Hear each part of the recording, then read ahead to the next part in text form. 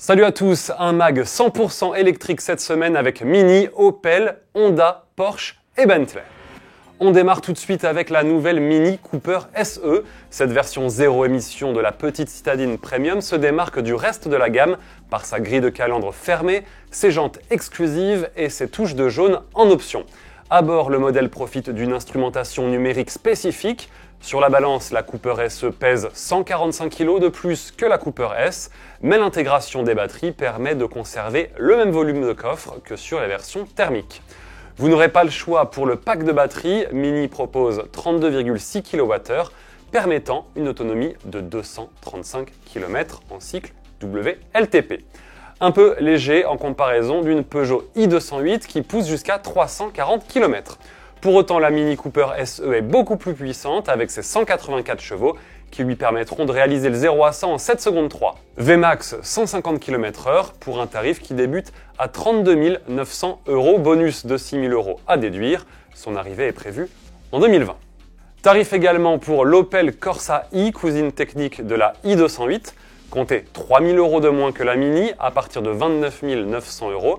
Comme la française, la puissance est de 136 chevaux et la batterie de 50 kWh pour une autonomie un peu en deçà de 330 km. Rappelons que la Corsa i sera produite dans l'usine de Saragosse, en Espagne, dès le début de l'année prochaine. Vous êtes nombreux à la trouver craquante. Voici de nouvelles images de la petite Honda i, ici lors de la célèbre montée du récent Festival of Speed de Goodwood. L'intérieur épuré avec rétro-caméra est un régal. Avec ses moins de 4 mètres de long, la japonaise embarquera une motorisation de 150 chevaux environ. La version de série sera présentée à l'occasion du prochain salon de Francfort en septembre.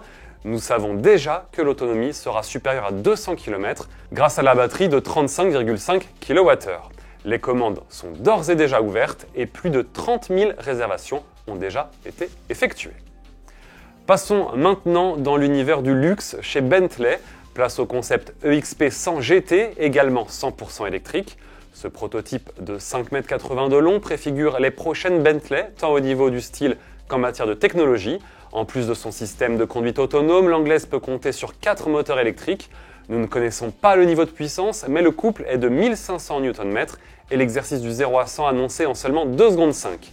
La vitesse maximale est de 300 km/h. Bentley annonce même une autonomie de 700 km et une batterie qui se recharge à 80% en 15 minutes. On termine avec la future Porsche Taycan qui a récemment fait son apparition en public à Shanghai en Chine. Attendue en septembre, la première Porsche 100% électrique est équipée d'une motorisation de plus de 600 chevaux. Le modèle s'est également fait remarquer au Festival of Speed de Goodwood. Prochain rendez-vous pour la Taycan, les 13 et 14 juillet à New York, aux États-Unis, pour la dernière étape du championnat du monde de Formule E. Merci de nous avoir suivis, je vous retrouve début août.